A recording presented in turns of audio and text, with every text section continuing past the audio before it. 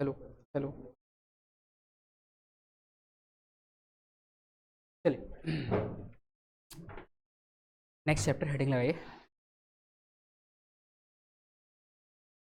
हाँ 2 पेज छोड़ दीजिए, चैप्टर 3 के लिए 2 पेज छोड़ दीजिए, स्किप कर दीजिए। बधाई हो। हेडिंग लगाइए चैप्टर 4 में, मैग्नेटिक इफेक्ट ऑफ करंट।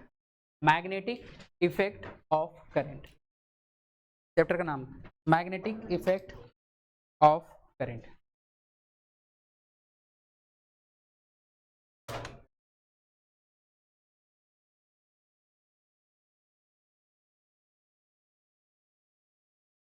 इसके अंदर हेडिंग लगाइए, concept of magnetic field. Concept of magnetic field.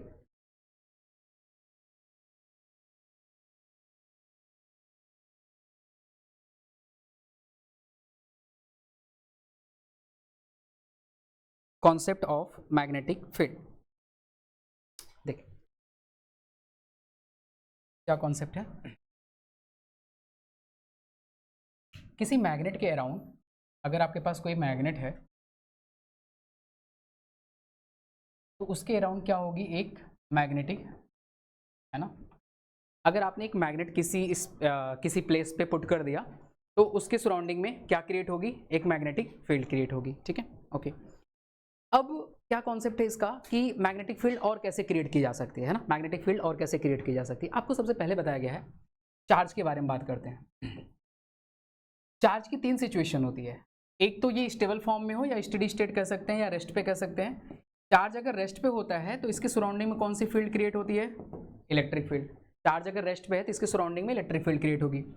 अगर चार्ज मोशन में है, यूनिफॉर्म मोशन, या फिर इसी को हम बोलते हैं करंट, तो उससे क्या क्रिएट होगी, इलेक्ट्रिक फील्ड के साथ साथ कौन सी फील्ड क्रिएट होगी, मैग्नेटिक फील्ड।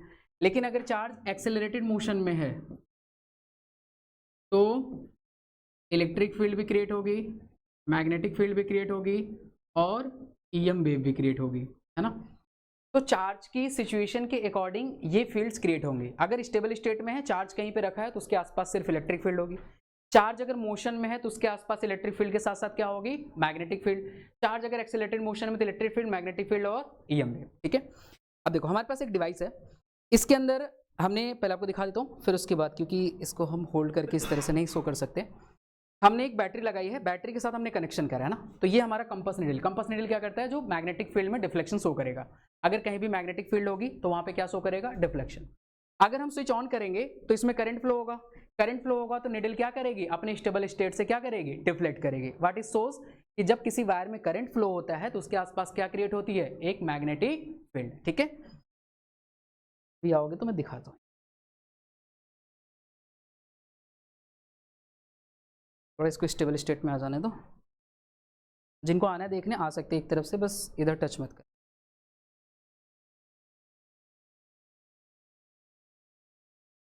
होगे तभी दिखेगा। हर सीट से आप आ सकते हैं, बाद में लास्ट में आप खुद से करके देख सकते हैं। पहले स्टेबल अगर हो जाएगा उसके बाद डिफ्लेक्शन दिखाएंगे।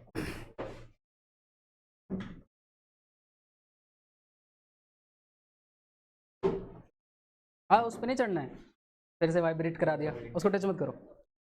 वाइब्रेट करिए तो फिर पता नहीं चलेगा। 2-3 बारी में दिखा दूंगा, पहले 5-6 लोग फिर 5-6 लोग, ऐसे ऐसे कर, स्टेबल हो जाने दो। इसको टच मत करना है ना नीचे। अब देखो ध्यान से, अगर इसमें करंट फ्लो कराएंगे, अभी निडल जिस भी सिचुएशन में है उससे डिफ्लेक्ट करेगी, करी, ठीक है। तो करंट ऑफ करोगे तब भी, ऑफ करेंगे तो मैग्नेटिक फील्ड डिक्रीज होती है तब भी निडल डिफ्लेक्शन शो करेगी, ऑन करेंगे तब भी डिफ्लेक्शन शो करेगी, ठीक है। देख लो,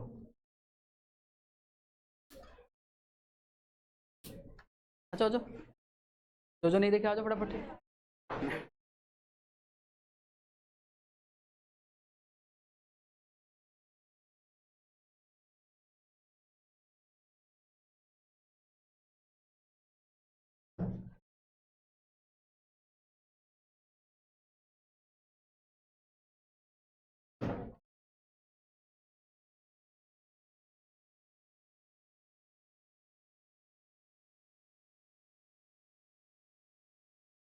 एक सेकंड।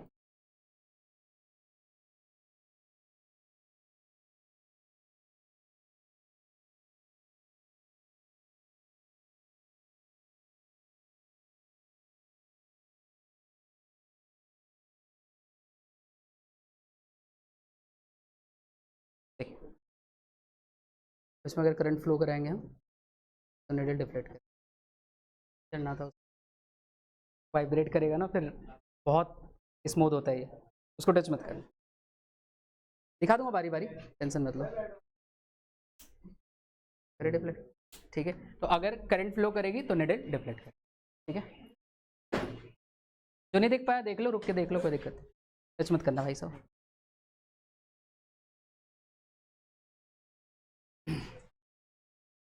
देखो ऐसा क्यों, वही तो बताया, क्योंकि जब करंट फ्लो होगी तो उसके आसपास मैग्नेटिक फील्ड क्रिएट होगी, और मैग्नेटिक फील्ड क्रिएट होगी तो कंपास क्या करेगा, रिएक्ट करेगा, डिफ्लेक्शन शो करेगा, ठीक है। डायरेक्शन क्या होगी वो सब बाद में बात करेंगे, बट अभी के लिए बंद कर। अब जब देखिए, है ना, तो हमने क्या कहा, जब हमने देखा, आपने देखा कि जब हमने वायर में करंट फ्लो करा है, किसी वायर में जब करंट फ्लो करेगा तो उसके आसपास अगर निडल है, अगर उसके आसपास एक मैग्नेटिक निडल रखी है तो उसमें क्या शो होगा, डिफ्लेक्शन, उसमें क्या शो होगा, डिफ्लेक्शन। तो इससे क्या पता चलता है कि करंट कैरिंग वायर क्या क्रिएट करता है, मैग्नेटिक फील्ड। इलेक्ट्रिक फील्ड तो क्रिएट करेगा, चार्ज है तो इलेक्ट्रिक फील्ड क्रिएट करेगा, लेकिन उसके आसपास उस इलेक्ट्रिक करंट की वजह से क्या क्रिएट होता है, डिफ्लेक्शन इनमें, तो ये शो करता है मैग्नेटिक फील्ड। तो अगर यूनिफॉर्म मोशन में, अगर चार्ज यूनिफॉर्म मोशन में क्या क्रिएट करेगा, करंट, और करंट फ्लो होने की वजह से इलेक्ट्रिक फील्ड के साथ साथ कौन सी फील्ड दिखाएगी, मैग्नेटिक फील्ड, ठीक है। तो इस चैप्टर में इसी के बारे में बात करना है कि कोई करंट वायर है, करंट वायर के आसपास जो इलेक्ट्रिक फील्ड क्रिएट होता है, तो कैसे फोर्स लगता है ना, कैसे मैग्नेटिक फील्ड कितनी होती है, स्ट्रेंथ कितनी होती है, एवरीथिंग इन्हीं सब के अराउंड ये चैप्टर है। तो लिखे जरा इसमें, पहली वाली बात ले लीजिए, सबसे पहले लिख लीजिए, किसी मैग्नेट के अराउंड क्या होता है, मैग्नेटिक फील्ड। उसको अदर किस वे में फील किया जा सकता है, कि चार्ज के फील्ड में, अगर चार्ज स्टेबल है तो इलेक्ट्रिक फील्ड, चार्ज अगर मोशन में तो इलेक्ट्रिक फील्ड के साथ साथ मैग्नेटिक फील्ड, है ना। जल्दी से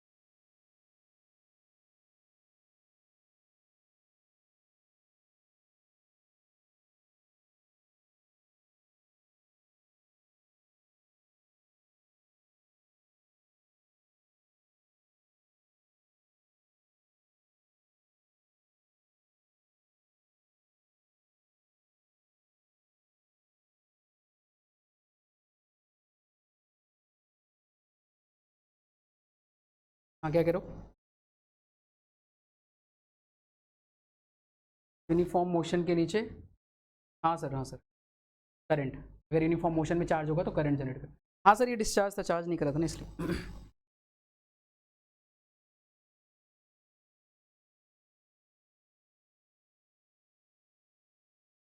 चलिए आगे देखिए, इसके अंदर नेक्स्ट हेडिंग लगाइए, ऑस्टर्ड एक्सपेरिमेंट्स।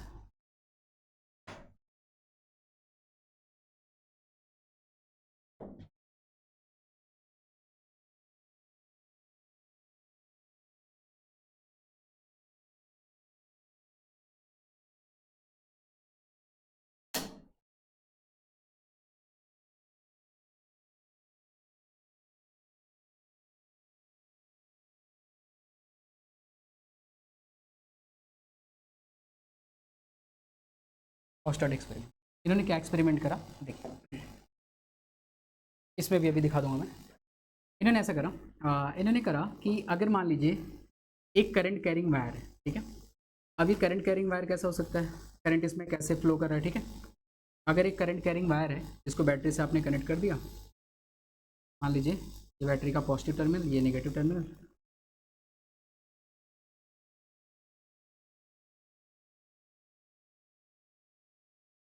और यहाँ पे आपने रख दिया कंपास निडल।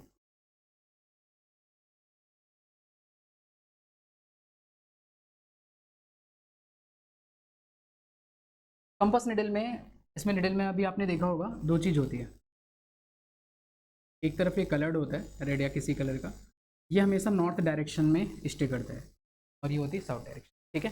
तो जो कलर्ड पार्ट होता है निडल का, वो हमेशा किस डायरेक्शन में लाई करता है, नॉर्थ में, ठीक है। तो अगर इस तरह से है तो इसका मतलब ये कौन सा है, साउथ, और ये कौन सा है, नॉर्थ। तो अगर मान लीजिए मैग्नेटिक निडल आपने रखा है करंट कैरिंग वायर के नीचे, और उसमें करंट फ्लो हो रही किधर, साउथ से लेके नॉर्थ डायरेक्शन में, तो निडल किधर डिफ्लेक्ट होगी, टुवर्ड्स वेस्ट, ठीक है। क्या होगा, अब इसको ध्यान भी कैसे रख सकते हैं, स्नो वर्ड है, करंट अगर फ्लो होगी साउथ टू नॉर्थ तो डिफ्लेक्शन किधर होगा, टुवर्ड्स, है ना। और अगर बोर्ड पे हम इसको मार्क करें तो ये होता है ईस्ट वेस्ट नॉर्थ साउथ, ठीक है। अगर हमने घुमा दिया, देखो इसको घुमा देंगे, है ना। अगर उसको घुमा देंगे तो साउथ इधर, नॉर्थ इधर, तो वेस्ट किधर हो जाएगा, पीछे और इधर, है ना। तो अगर इस तरह से करंट फ्लो होगी तो डिफ्लेक्शन होगा टुवर्ड्स वेस्ट, है ना। करंट अगर इस तरह से फ्लो हो रही है साउथ से लेके नॉर्थ, तो डिफ्लेक्शन होगा टुवर्ड्स। अब इसमें से कुछ भी उल्टा करेंगे तो डायरेक्शन उलट जाएगी। लाइक अगर आपने करंट की डायरेक्शन चेंज करी तो अब इस डायरेक्शन में आ जाएगा, ठीक है। दूसरा क्या चेंजिंग हो सकता है, उसी के अकॉर्डिंग करिएगा। अब निडल को ऊपर कर दिया, वायर को नीचे कर दिया, तो इसका उल्टा हो जाएगा। मीन्स अगर ये वायर नीचे आ गई, सिचुएशन यही है, वायर नीचे आ गई, करंट इसी डायरेक्शन फ्लो हो रही है, तब भी डिफ्लेक्शन किधर होगा, इस डायरेक्शन में, ठीक है, अपोजिट। अगर वायर ऊपर थी तो डिफ्लेक्शन किधर था, ये वाला सिचुएशन याद करने का तरीका ये है, सुनो, है ना। अगर इसका कुछ भी अपोजिट होगा तो सब कुछ अपोजिट हो जाएगा। लाइक अभी वायर ऊपर है तो वेस्ट की तरफ डिफ्लेक्शन है, अगर वायर नीचे आ गया सेम डायरेक्शन करंट में तो किधर डिफ्लेक्शन होगा, ईस्ट की तरफ।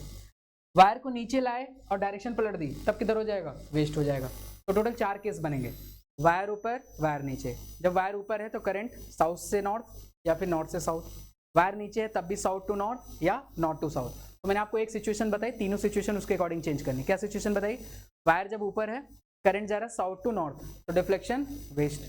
ऊपर में करंट की डायरेक्शन चेंज करेंगे तो ईस्ट, वायर को नीचे लाएंगे तो अपोजिट हो जाएगा, ठीक है।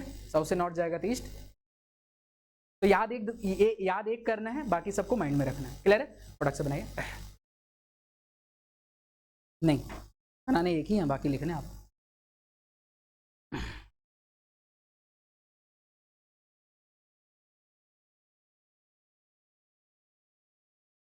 नोट डाउन करिए प्रोडक्ट से।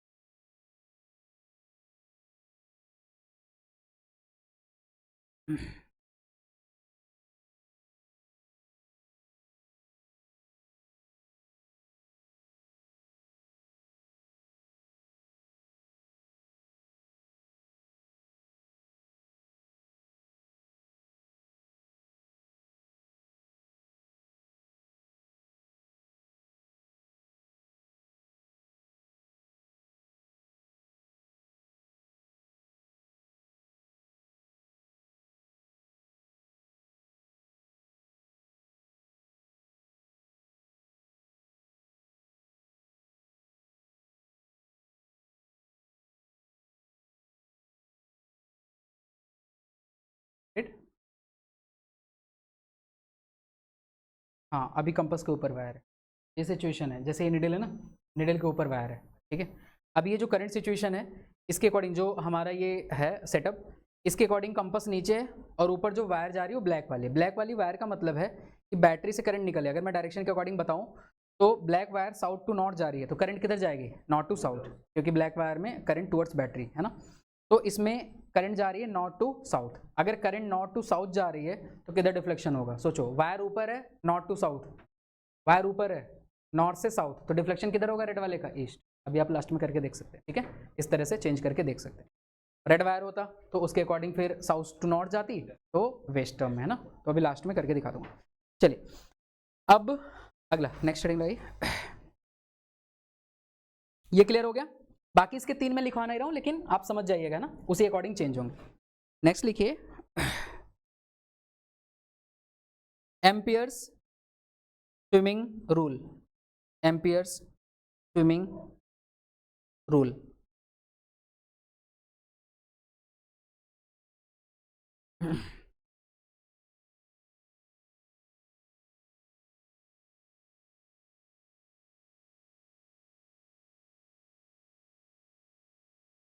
वही सेम केस है, एम्पियर ने थोड़ा सा अलग तरीके से बस बताया। इन्होंने कहा कि एक आदमी इस तरह से स्विमिंग कर रहा है, क्या हेड इस साइड है और लेग इस साइड है, ठीक है, बोलियो इसको।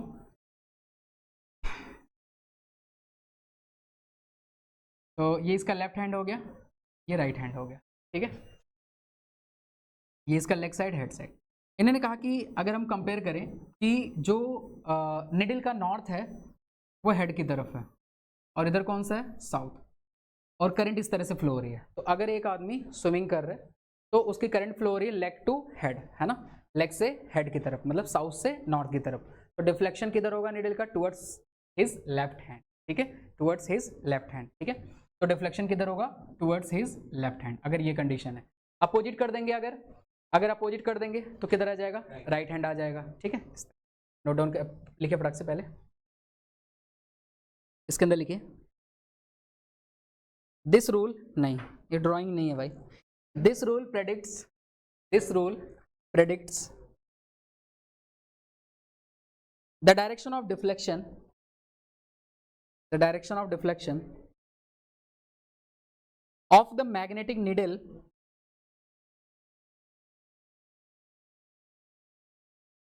in the Oersted experiment, in the Oersted experiment of the magnetic needle in the Oersted experiment.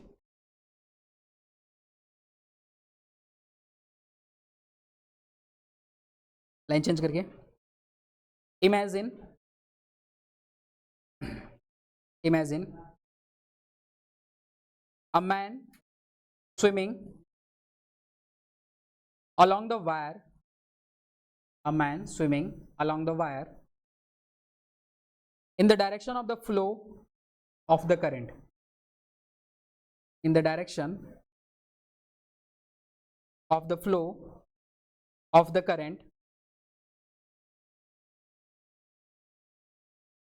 with his face always, with his face always turned towards the magnetic needle,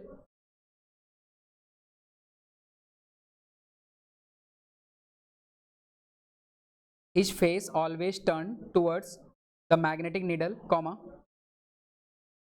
then the north pole of the needle, then the north pole of the needle will get deflected towards, will get deflected towards his left hand.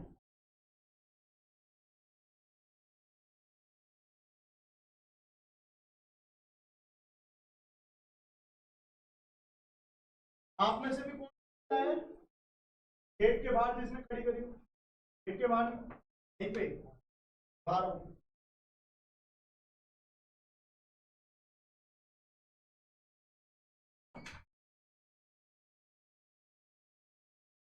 अरे हाँ यार, बना लो, बना लो, बनाए जल्दी से। आदमी का मस्तिष्क खोल दिया हमने।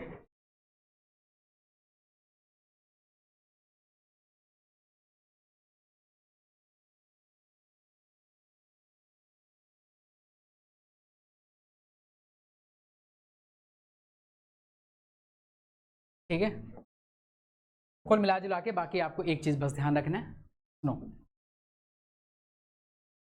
और इसमें ध्यान रखना है वायर ऊपर होगा, निडल नीचे होगा।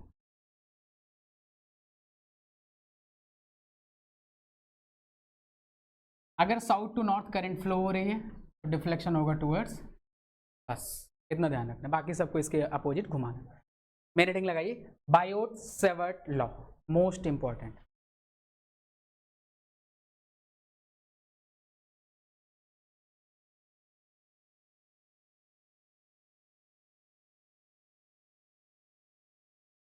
Biot-Savart law. हाँ, SAVART, हाँ।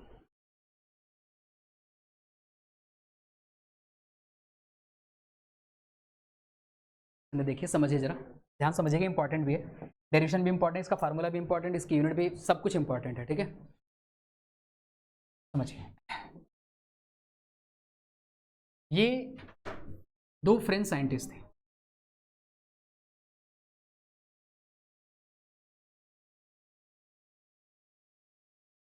टू फ्रेंच फिजिसिस्ट थे।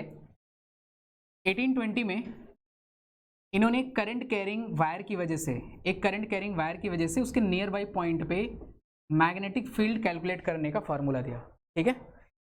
ये दो साइंटिस्ट थे, दो फिजिसिस्ट थे, बायोट एंड सावर्ट, अलग अलग है ना, दोनों फ्रेंच थे, फ्रेंच के। 1820 में इन्होंने क्या बताया कि अगर एक करंट कैरिंग वायर है, अभी तो हमने बताया कि अगर करंट कैरिंग वायर है तो उसके आसपास क्या होगा, मैग्नेटिक फील्ड होगी।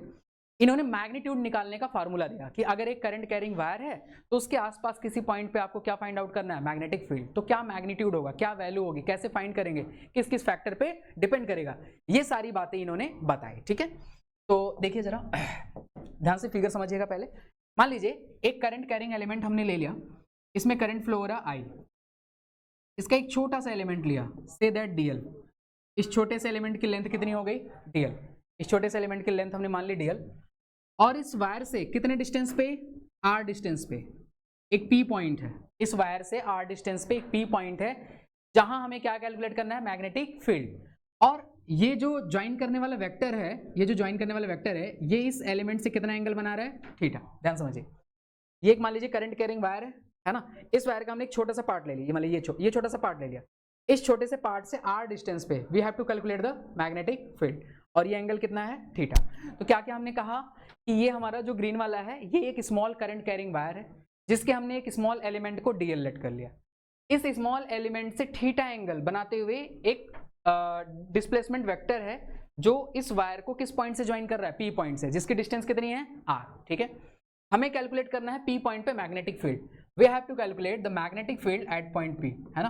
मैग्नेटिक फील्ड का सिंबल होता है capital B at point P, जैसे इलेक्ट्रिक फील्ड का ई होता है, मैग्नेटिक फील्ड का बी होता है, एम नहीं होता ना, बी होता है, ठीक है। तो मैग्नेटिक फील्ड हमें कैलकुलेट करनी है eight point P.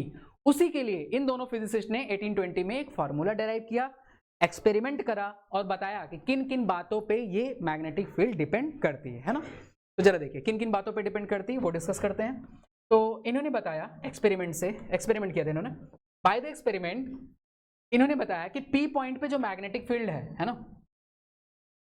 Magnetic field at point P, ये डिपेंड करता है बी प्रोपोर्शनल टू आई, सबसे पहले करंट के प्रोपोर्शनल होता है। इस स्मॉल करंट कैरिंग वायर में जितना ज्यादा आप करंट फ्लो कराइएगा पी पॉइंट पे मैग्नेटिक फील्ड उतनी ज्यादा होगी, ठीक है।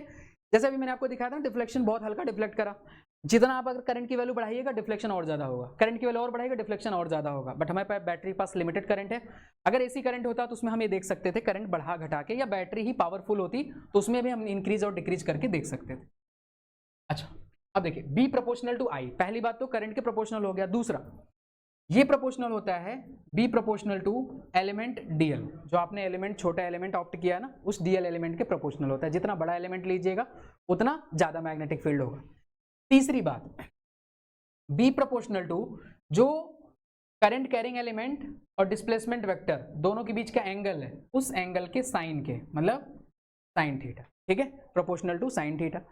और चौथी चीज B inversely proportional to distance के स्क्वायर के, उस एलिमेंट से पी पॉइंट की जो डिस्टेंस होगी उसके इनवर्सली प्रोपोर्शनल होगा, लेकिन उसके स्क्वायर के इनवर्सली प्रोपोर्शनल होगा।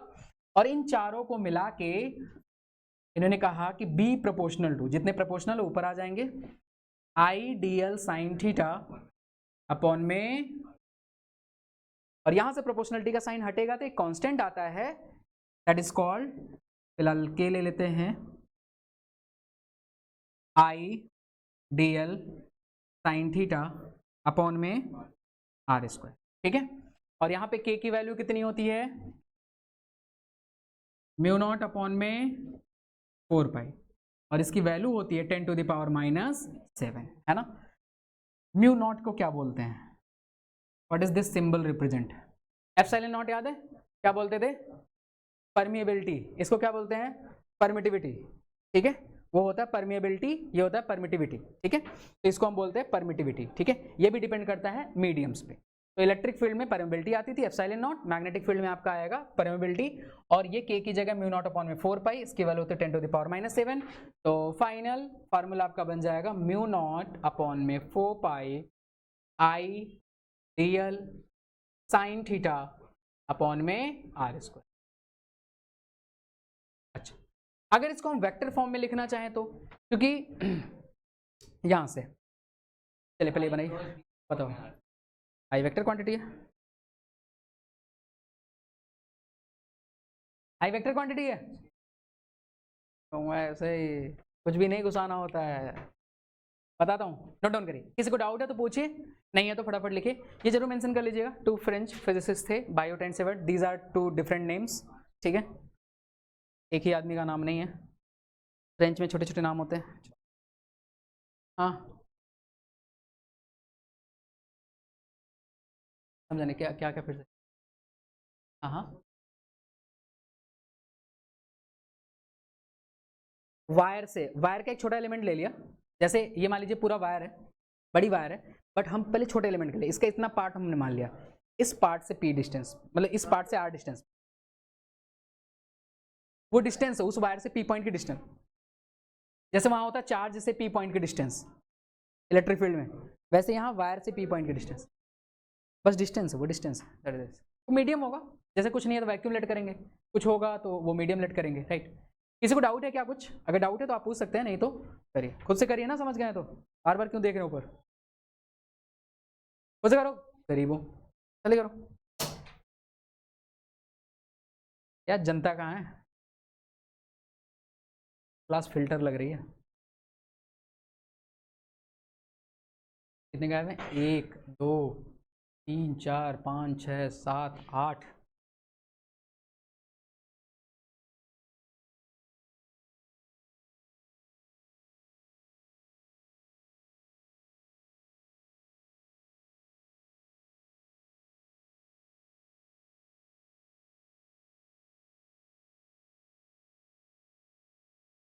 नाम बता दीजिए फटाफट।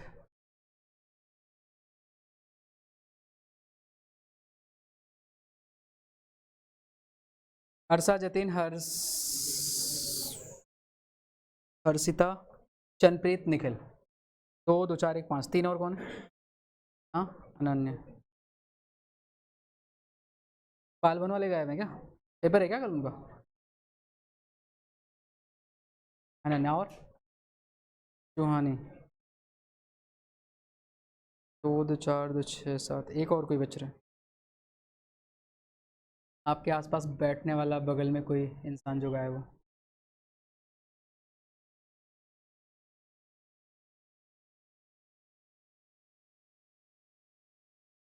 जतिन हो गया, हर्षा, जतिन, हर्षिता, चनप्रीत, निखिल, अनन्या, सुहानी,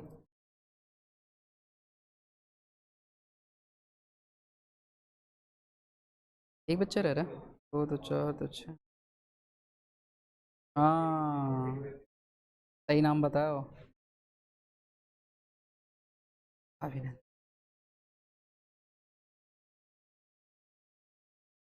noted.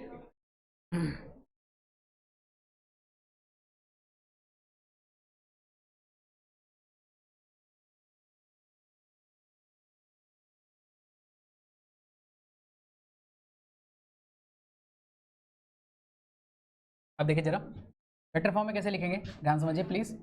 b is equal to mu not upon में 4 pi I dl sine theta upon में आर स्क्वायर, राइट। आई तो वेक्टर क्वांटिटी है नहीं, तो dl के साथ साइन थीटा आ रहा है तो उसके साथ एक वेक्टर क्वांटिटी होनी चाहिए, है ना। तो म्यू नॉट अपॉन में 4 पाई, हम ऊपर नीचे r का मल्टीप्लाई करेंगे, I R dl sine theta, basically dl r sine theta, dl r sine theta, ऊपर नीचे r का मल्टीप्लाई करें, नीचे कितना हो जाएगा r क्यूब। अब ये बनाएगा म्यू नॉट अपॉन में 4 pi I dl cross r, क्योंकि जब साइन लगता है तो कौन सा प्रोडक्ट आता है? Cross product, R cube. और ये क्या बताएगा?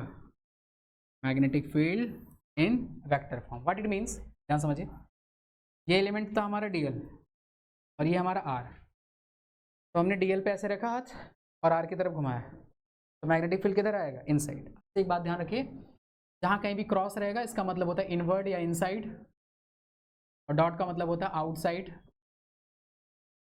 ठीक है, ये हमने कौन से रूल से निकाला, right hand rule. Right hand rule में क्या करा, हमने करंट की डायरेक्शन में हाथ को रखा और जिधर, मतलब सॉरी करंट कह रहा हूँ, क्रॉस प्रोडक्ट का जैसे रूल निकालते थे, तो डीएल की डायरेक्शन में हमने रखा और जिसके साथ मल्टीप्लाई हो रहा है उसको डायरेक्शन में घुमा दिया, तो डीएल आर। तो डायरेक्शन कहाँ आएगी मैग्नेटिक फील्ड की, इनसाइड। तो पी पॉइंट पे जो मैग्नेटिक फील्ड है उसकी डायरेक्शन क्या है, इनसाइड। ठीक है, यहाँ से लिख लीजिए फटाक से। तो डीएल क्रॉस आर करके हमने निकाल लिया direction of magnetic field at point P. किसी को डाउट है कुछ?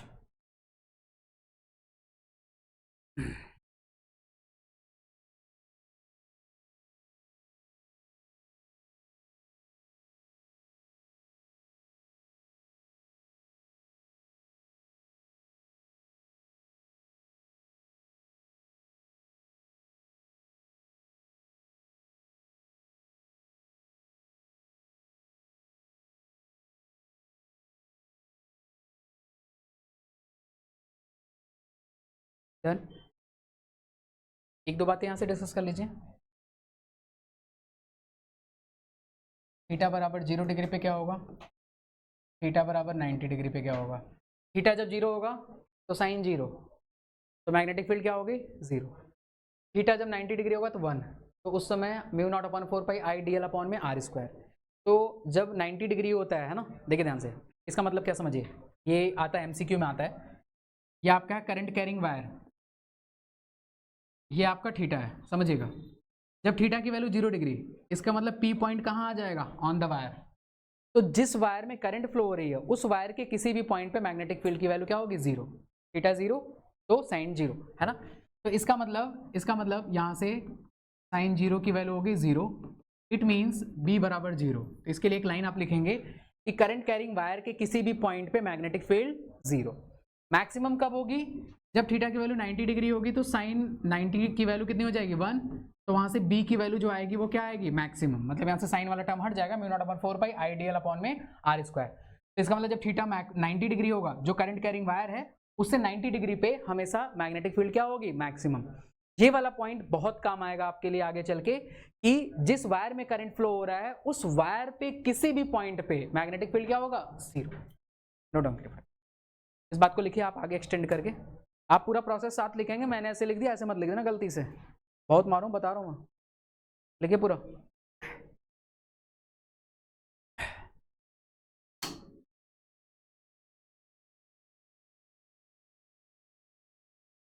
मैग्नेटिक फील्ड इंपॉर्टेंट है। चैप्टर 1 की डेरिवेशन सारी रिवाइज करके आइए, चैप्टर 4 5 में जो डेरिवेशन है वो चैप्टर 1 2 के डेरिवेशन से लगभग लगभग रिलेटेड है।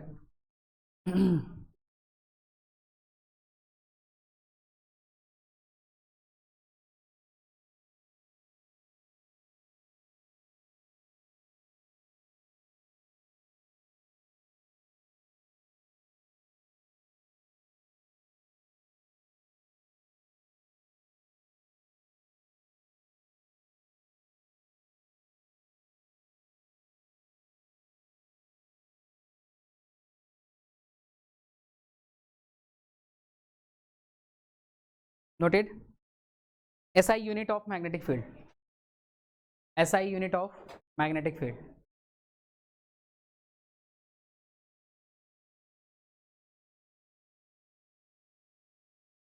SI unit of magnetic field,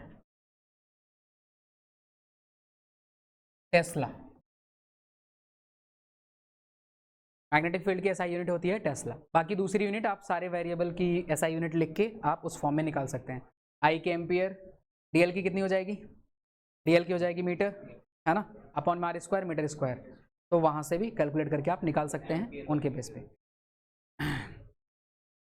तो ये क्या होता है, टेस्ला, है ना। इसकी एसआई यूनिट कितनी होती है, टेस्ला। इसके बारे में कहानी बताएंगे फिलहाल। अब देखिए फॉर्मूला देखिए, बी इज इक्वल टू, हमारा फॉर्मूला था म्यू नॉट अपॉन में 4 pi I dl sine theta upon में आर स्क्वायर।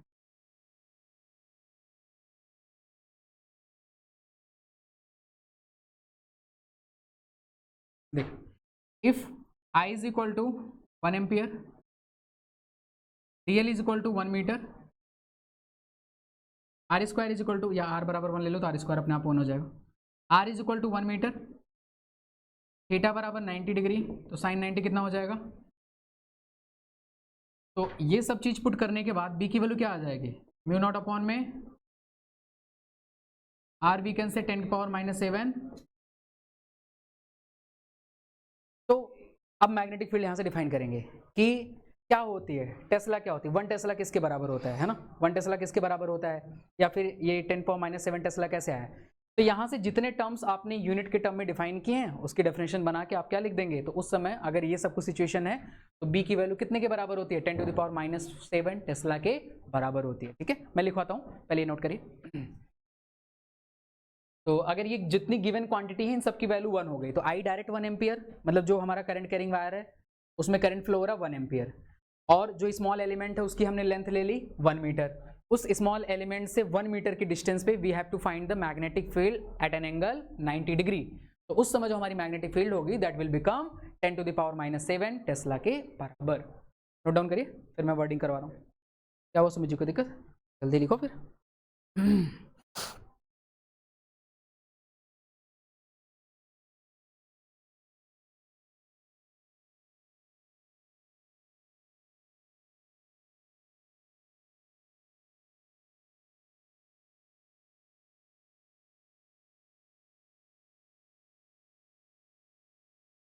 यहाँ से अगर 1 टेस्ला डिफाइन करिएगा तो 1 टेस्ला बराबर कितना हो जाएगा, ये इधर आएगा, तो 10 की power 7 times magnetic field.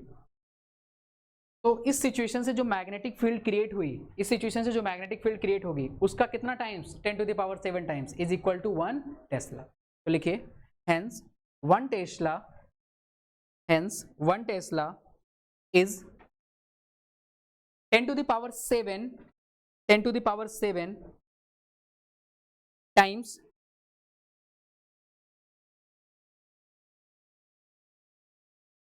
the magnetic field produced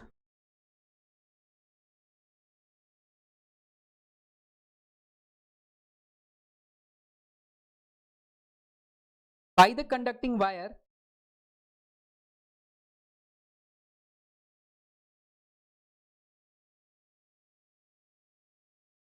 of length 1 meter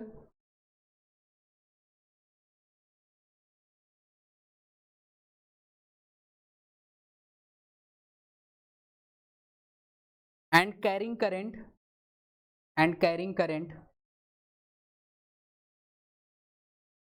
of 1 ampere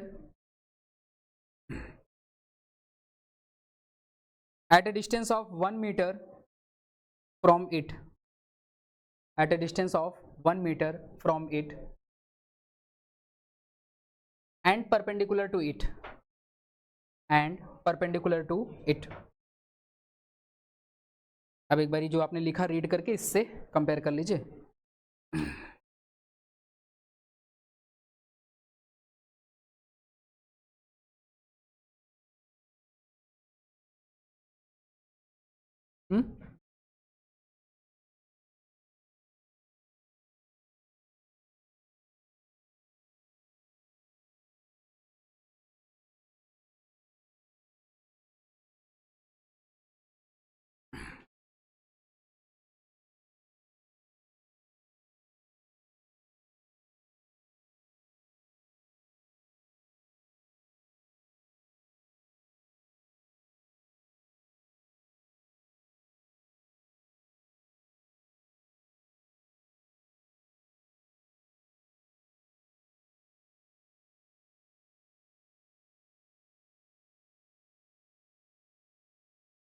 इस नीचे लाइन चेंज करके लिखिए, the SI unit of magnetic field is Tesla, the SI unit of magnetic field is Tesla,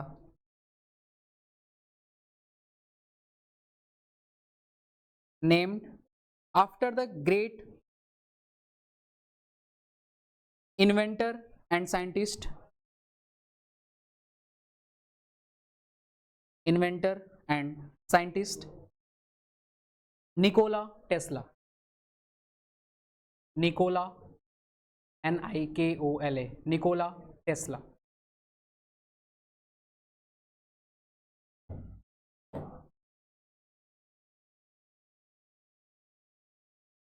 wifi electricity.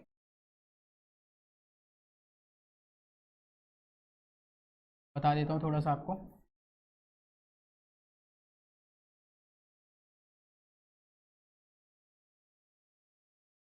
ये parallel era में थे Alva Edison and all, जो America के काफ़ी रिचेस्ट जो अल्वा एडिशन वगैरह थे, ये अमेरिका के काफ़ी रिचेस्ट साइंटिस्ट थे, है ना।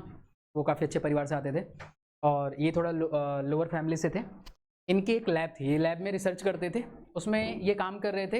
He was working on AC, alternating current.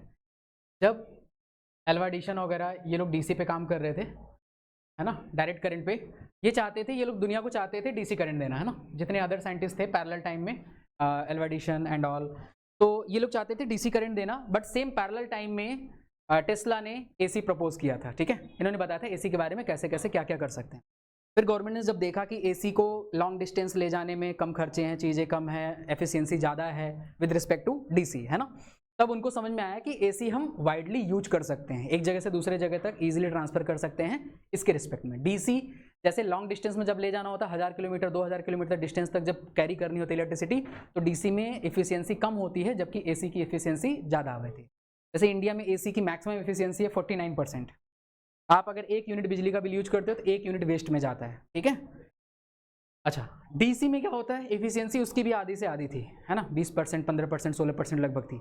तो इन्होंने जब प्रपोज किया AC, तो काफ़ी अपोज किया गया, लेकिन गवर्नमेंट को इसमें फ़ायदा दिखा, तो फिर इन्होंने उसको एक्सेप्ट कर लिया। फिर he was working on wifi electricity, ठीक है, बिना वायर के, फिर ये जंजाल नहीं दिखता गलियों में, है ना। तो वाईफाई इलेक्ट्रिसिटी का प्रपोज करा था, बट इन्होंने कहा था, जिस सिटी में रहते थे, इन्होंने कहा कि लाइफ टाइम मैं इस सिटी को फ्री इलेक्ट्रिसिटी दूंगा। गवर्नमेंट को ये बात मंजूर नहीं हुई। फिर थोड़े टाइम में, अच्छा, वो कभी भी पेपर वर्क नहीं करते थे, ऐसा उनकी किताब में जो लिखा हुआ मिलता है, हम लोगों ने पढ़ा है, तो उसके अंदर वो पेपर वर्क नहीं करते थे। वो जो चीज़ सोचते थे, माइंड में सोचते थे, उन्होंने सोचा ना ये सर्किट ऐसे डिज़ाइन करनी, इस तरह से बनेगी, उस पर काम करते थे। तो गलती से इनकी लैब में, जिस लैब में काम कर रहे थे, सेटअप कर रहे थे, एक्सीडेंटली आग लग गई। ऐसा एक्सीडेंटली बताया जाता है, बट जेन्युइन प्रॉब्लम नहीं कोई जानता कि कैसे हुआ वो, है ना। तो उसके बाद एक्सीडेंटली आग लग गई और काफ़ी नुकसान हो गया, लैब की सारी चीज़ें चली गई, फिर बाद में इनका हार्ट अटैक वगैरह आ गया, है ना।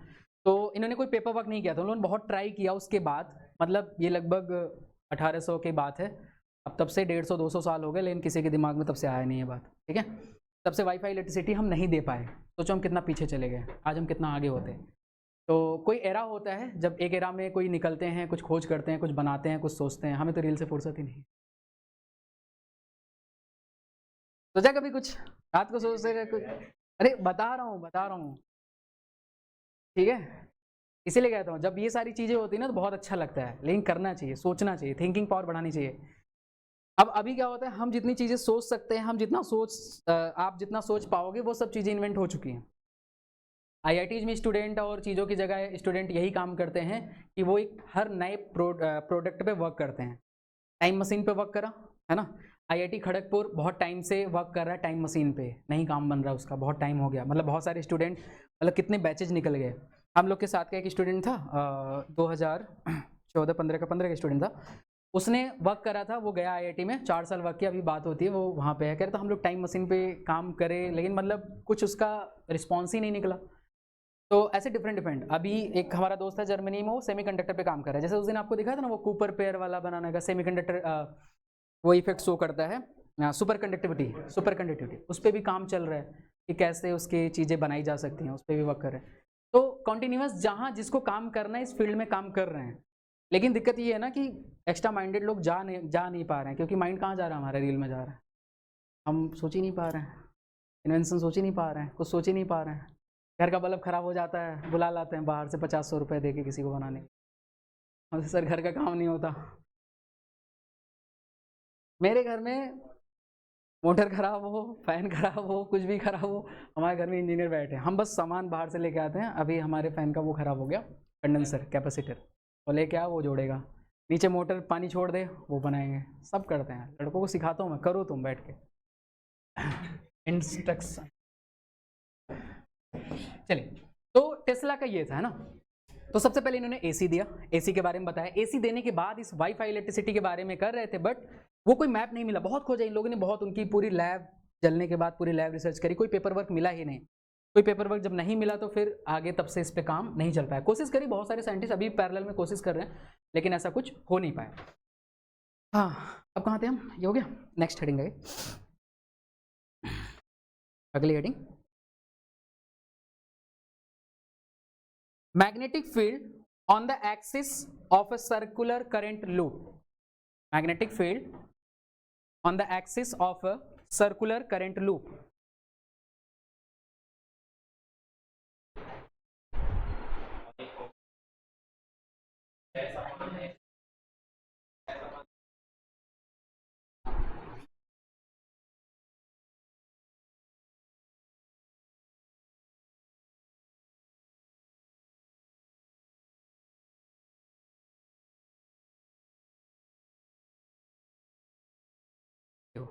ये 3D फिगर बनेगा, आपको कॉपी में बनाना है, मैं इसे समझा देता हूँ।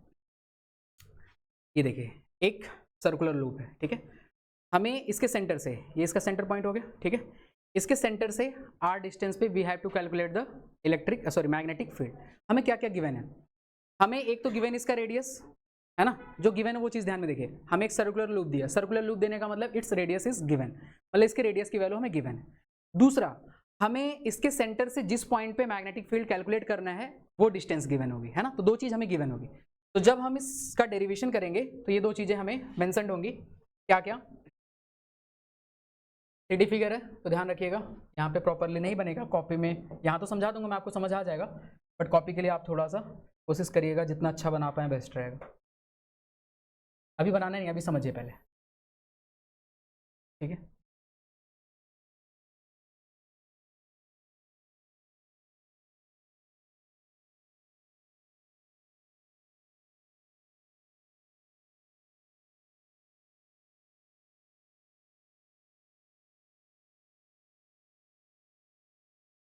ये चीज़ ये हो गई, ये वाली डिस्टेंस आपकी पी पॉइंट डिस्टेंस होगी, और ये हो गया आपका रेडियस, है ना। तो रेडियस हमने मान लिया, ए गिवन है, आर गिवन है, कैसा भी ले लीजिए, मैंने डेरिवेशन पता नहीं क्या लिया, अभी चेक कर लूँगा। तो अगर हमने ये वाली डिस्टेंस आर ले ली, मतलब हमें किसी सर्कुलर लूप की वजह से हमें एक सर्कुलर करंट कैरिंग लूप दिया है, इसमें करंट फ्लो हो रहा है, इस लूप की वजह से इसके सेंटर से आर डिस्टेंस पे we have to calculate the magnetic field. तो सेंटर से आर डिस्टेंस पे पी पॉइंट पे हमें क्या निकालना है? मैग्नेटिक फील्ड निकालनी है ना। इसका रेडियस ए है और जो डिस्टेंस है वो आर, मतलब फाइनल एक्सप्रेशन किसके टर्म में आना चाहिए? उसमें कांस्टेंट होने चाहिए, ए और आर होने चाहिए। इसके अलावा कुछ भी हम लेट करेंगे वो हमें क्या करना पड़ेगा? रिप्लेस करना पड़ेगा, ठीक है। तो अब हमने क्या किया, अब हम देखिए इसके अकॉर्डिंग हमें ये चीज़ गिवन है, ये आर डिस्टेंस। हमने क्या किया, इसके ऊपर एक छोटा सा एलिमेंट लेट किया, यहाँ पे हमने एक छोटा सा एलिमेंट लेट किया, है ना।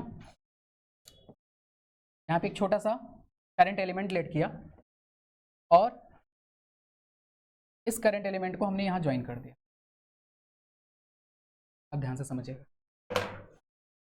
हमने यहाँ पे एक छोटा सा करंट एलिमेंट लेट किया, इस करंट एलिमेंट को हमने इस पॉइंट से ज्वाइन कर दिया और इसके डिस्टेंस को हमने मान लिया x, इसके डिस्टेंस को हमने मान लिया।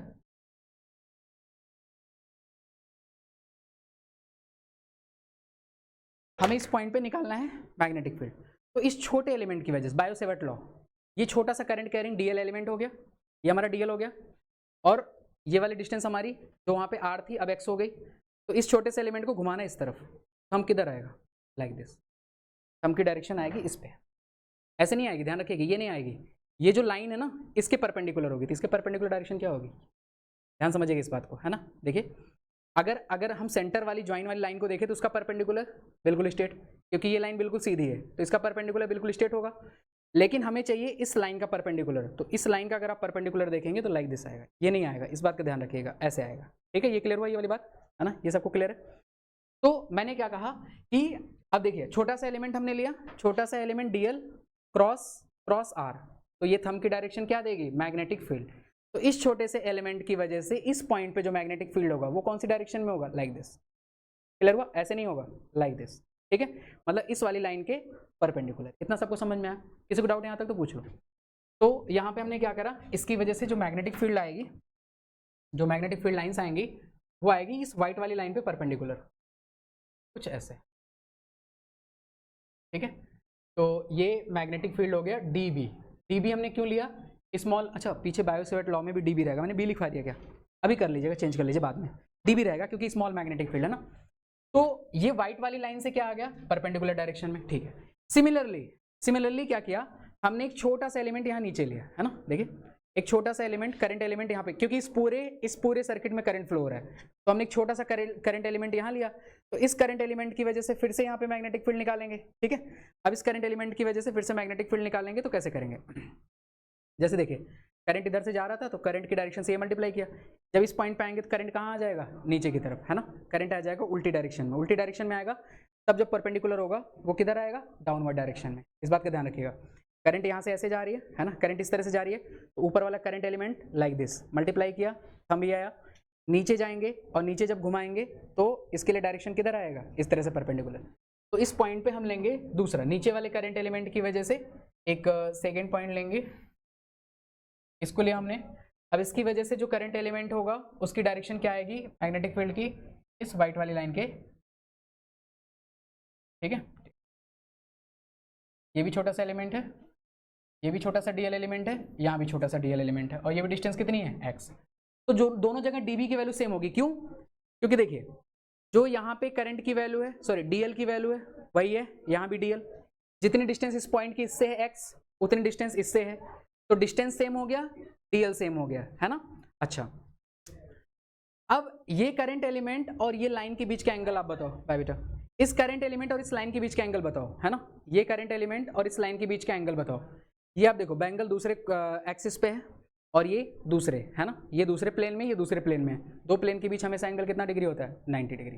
किसी भी दो प्लेन के बीच एंगल कितने डिग्री का होगा, 90 डिग्री। मीन्स ये जो बैंगल का प्लेन होगा, ये कोई सा भी प्लेन है, ये वाला प्लेन हो गया और ये इस प्लेन में हो गया, तो दोनों प्लेन के बीच का एंगल कितना डिग्री होगा, 90 डिग्री। तो मतलब यहाँ से करंट एलिमेंट जो कुछ भी है, यहाँ से इसका एंगल हमेशा कितना डिग्री होगा, 90 डिग्री। ये करंट एलिमेंट हो गया, इसका इससे एंगल 90 डिग्री पूरा घूमना पड़ेगा, इधर नहीं घूमोगे आप। देखो ये करंट एलिमेंट है, जो मेरी फिंगर है ये करंट एलिमेंट की डायरेक्शन है, मैंने इसको घुमा रहा हूँ इसकी डायरेक्शन में, पूरा कितना रोटेट करना पड़ेगा, 90 डिग्री, है ना। डाउन अप तो that is the different thing, बस करंट एलिमेंट से इसकी डायरेक्शन क्या है, ठीक है। तो ये होगी 90 डिग्री, तो यहाँ पे थीटा की वैल्यू कितनी आ जाएगी, 90 डिग्री। तो यहाँ पे जो थीटा होगा इसकी वजह से ये कितना हो जाएगा, 90 डिग्री। तो ध्यान से देखिए, जो आपने डीबी पढ़ा है बायो-सेवर्ट लॉ से, डीबी में क्या क्या था, म्यू नॉट अपॉन में 4 pi I dl sine theta upon में डिस्टेंस, है ना। तो यहाँ पे डिस्टेंस कितनी है, एक्स स्क्वायर। ध्यान से देखिए, इस पूरे लूप में करंट फ्लो हो रही है आई, तो इसके लिए भी आई, इसके लिए भी आई, डीएल इसका भी सेम है, इसका भी सेम है। थीटा कितना बना रहा है, करंट एलिमेंट इसके साथ एंगल कितना बना रहा है, 90 डिग्री, तो थीटा दोनों के लिए सेम हो गया। तीसरी चीज क्या बची, x, तो यहां से यहां तक की डिस्टेंस सिमिलर कॉन्ग्रुएंट ट्रायंगल से यहां के यहां तक की भी डिस्टेंस क्या हो जाएगी, सेम। तो ये सारी क्वांटिटी इस एलिमेंट और इस एलिमेंट के लिए सेम हो गई, तो इसकी वजह से भी dB और इसकी वजह से भी dB। क्लियर हुआ, ठीक है। अब यहां से हम इसके डायरेक्शंस को ब्रेक करेंगे और सॉल्व करेंगे, नेट मैग्नेटिक फील्ड निकालेंगे। किसी को कुछ डाउट हो तो पूछ लो पहले फटाक से। अभी ये समझ आ गया 3D, ठीक है। इसी के अकॉर्डिंग हम यहाँ पे आगे ड्रॉ करेंगे। अब जरा देखिए,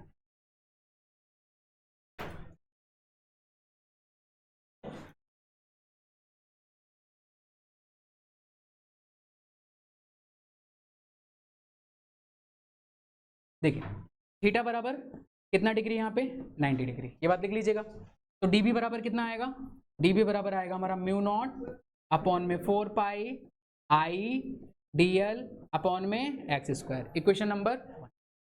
तो करंट कैरिंग लूप पे हमने एक स्मॉल एलिमेंट लेट किया डीएल, इस डीएल की वजह से पी पॉइंट पे हमें क्या निकालना था, मैग्नेटिक फील्ड, ठीक है। अच्छा, अब ध्यान से देखिए, अब ये किसी एक डायरेक्शन में नहीं है ना। अब इसकी डायरेक्शन हमें अगर देखनी है तो कैसे निकालेंगे, इसकी डायरेक्शन निकालनी पड़ेगी। ये हो गया एक्स एक्सिस और ये हो गया आपका वाई एक्सिस, ठीक है। ये हो गया आपका एक्स एक्सिस और ये हो गया वाई एक्सिस। तो हमें डीबी को चेंज करना पड़ेगा, कैसे चेंज करेंगे वो देखिए। हमने यहाँ से इनके बीच एंगल लेट किया 5, इसके बीच का एंगल कितना लेट किया 5। अब ध्यान से देखिए, यहाँ पे ये जो येलो लाइन है और ये वाली लाइन, इनके बीच का एंगल कितना है, 5 है ना। ऊपर देखिएगा, ये जो ग्रीन लाइन आ रही है ये किस पे परपेंडिकुलर है, येलो वाले पे परपेंडिकुलर है, क्योंकि ये एक्स एक्सिस और ये कौन सी ग्रीन वाली लाइन 90।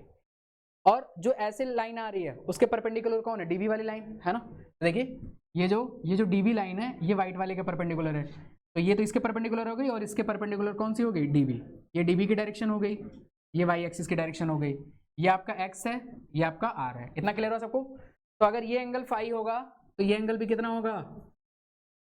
ये कॉन्सेप्ट नहीं पता तो देखिए 11th क्लास में आपको सिखाया हुआ है। अगर एक वेज होता था, अगर ये एंगल थीटा होता था, तो हम एक ऐसा कंपोनेंट लेते थे, एक इस पे हमने परपेंडिकुलर लिया, दूसरी लाइन हमने इस पे परपेंडिकुलर ली। तो अगर कोई भी दो लाइंस एक दूसरे पे थीटा एंगल बना रहे हैं और हम कोई अदर दो लाइंस ले रहे हैं जो एक पे परपेंडिकुलर है और दूसरी इस पे परपेंडिकुलर है, तो इनके बीच का भी एंगल कितना होता है? कैसे होगा? इसका प्रूफ देखिए फटाक से। देखिए ये थीटा हुआ, ये 90, तो ये कितना आ जाएगा बच्चों? 90 माइनस थीटा, वर्टिकल अपोजिट से 90 माइनस थीटा, ये 90 माइनस थीटा और ये 90, तो 90 माइनस थीटा और 90, तो ये कितना बन जाएगा? तो अभी हमेशा ध्यान रखना है, अगर कोई दो वेज किसी एंगल पे हैं, एक पे एक लाइन परपेंडिकुलर है, दूसरे वेज पे दूसरी लाइन परपेंडिकुलर है, तो उनके बीच का भी एंगल कितना होता है? थीटा। तो यही सेम कॉन्सेप्ट हम यहाँ यूज कर रहे हैं। देखिए व्हाइट वाली के परपेंडिकुलर कौन है? ये डीबी। येलो के परपेंडिकुलर कौन है? ये वाई एक्सिस। ठीक है, और इन दोनों के बीच अगर फाई एंगल है तो इन दोनों के बीच एंगल कितना आ जाएगा? फाई। क्लियर हुआ? बताना किसी को और कुछ डाउट है पूछे जल्दी से। तो ये वाला एंगल भी हो गया फाई, ये वाला एंगल हो गया फाई आपका। ठीक है, अब कंपोनेंट करेंगे तो db का फाई की इस डायरेक्शन में कंपोनेंट कितना आ जाएगा? db cos फाई, क्योंकि किसी भी का एंगल की डायरेक्शन में कंपोनेंट क्या होता है? cos, और उसके परपेंडिकुलर डायरेक्शन में साइन। तो db का इस वाली लाइन के डायरेक्शन में कितना आ जाएगा? db sign. क्लियर हुआ? नीचे ये ट्राइंगल कॉन्ग्रेंट है, मैंने अभी बताया। ये देखिए ये x, बीच वाला r, ये a, ये भी a, तो तीनों साइड्स क्या है? इक्वल। तो ट्रिपल एस से दोनों क्या हो जाएंगे? कॉन्ग्रेंट। कॉन्ग्रेंट ट्राइंगल में करस्पॉन्डिंग एंगल्स और साइड्स सब कुछ क्या होते हैं? सेम। तो ये भी कितना हो जाएगा? फाई। उस वजह से ये भी कितना हो जाएगा? फाई। तो db का इस डायरेक्शन में कंपोनेंट क्या आ जाएगा? db cos phi. Perpendicular direction में कितना हो जाएगा? db sine. अब ध्यान से देखिए, ये dl और ये dl एलिमेंट है ना, ये जो दोनों एलिमेंट हमने लिए हैं एक दूसरे के क्या है? अपोजिट। इसी तरह से अगर यहाँ पे कोई एलिमेंट लेंगे तो उसका पेयर यहाँ आएगा, इसके बगल में लेंगे इसके बगल में आएगा, यहाँ लेंगे यहाँ आएगा, मतलब ये इधर बढ़ेगा और ये वाली चीज इधर बढ़ेगी। तो सर्कल में क्या होता है? हर एक का अपोजिट पॉइंट होता है ना, तो इसका अपोजिट पॉइंट ये रहा है ना। अब ध्यान से देखिए, तो इनके कॉस कंपोनेंट देखिए, इसका कॉस और इसका कॉस, ये ऊपर डायरेक्शन ये नीचे डायरेक्शन, दोनों एक दूसरे क्या करेंगे? Cancel out. तो इन दोनों का कौन सा वाला एलिमेंट ऐड होगा? Sign component. इसी तरह से जो अगले वाले पेयर होंगे, ये जो नेक्स्ट पेयर होंगे, इनके भी कौन से कंपोनेंट ऐड होंगे? साइन। इसके साइन, इसके साइन, इस तरह से सबके कौन से पेयर ऐड हो जाएंगे? साइन। तो नेट फील्ड क्या होगी? जो नेट मैग्नेटिक फील्ड होगी वो क्या हो जाएगी? जो आपका ये वाला आ रहा है, जो db साइन फाई है, जो db साइन फाई है, इसका क्या हो जाएगा? इंटीग्रेशन। इसका क्या हो जाएगा? इंटीग्रेशन। तो db साइन फाई किसी एक छोटे एलिमेंट की वजह से इस पॉइंट पे मैग्नेटिक फील्ड है, तो ऐसे ऐसे हर एक छोटे एलिमेंट को ऐड करेंगे तो उसका क्या कर देंगे? इंटीग्रेशन।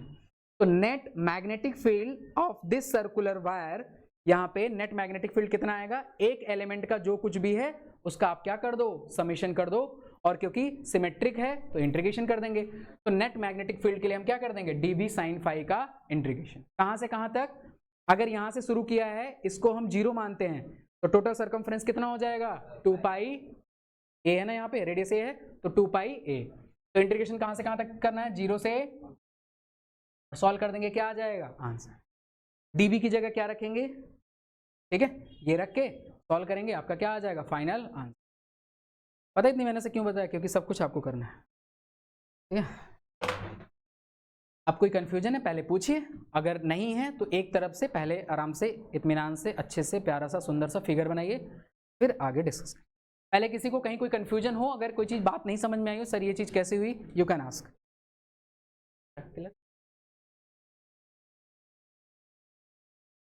क्लियर है तो स्टार्ट करिए।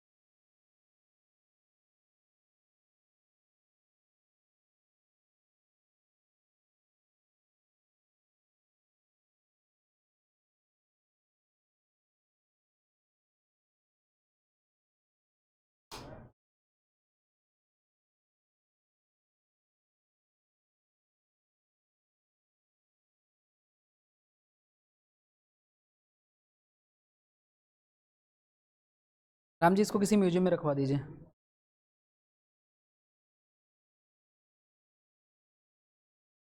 ठीक है, बन गया सबका? Hello hello hello. अब देखिए जरा। अच्छा, ये थीटा 90 डिग्री कैसे हो बता लेंगे ना। डीएल एलिमेंट और एक्स के बीच का एंगल कितना होगा? 90 डिग्री। डीएल एलिमेंट और एक्स के बीच का एंगल 90 डिग्री है, इसलिए ये थीटा है ना। इन दोनों के बीच एंगल थीटा है, और वहां वाला एंगल फाई है, ध्यान रखिएगा। अब रखिए, तो नेट फील्ड आप लिखेंगे स्मॉल एलिमेंट की वजह से, स्मॉल ये फील्ड किसकी वजह से है? Due to small element DL.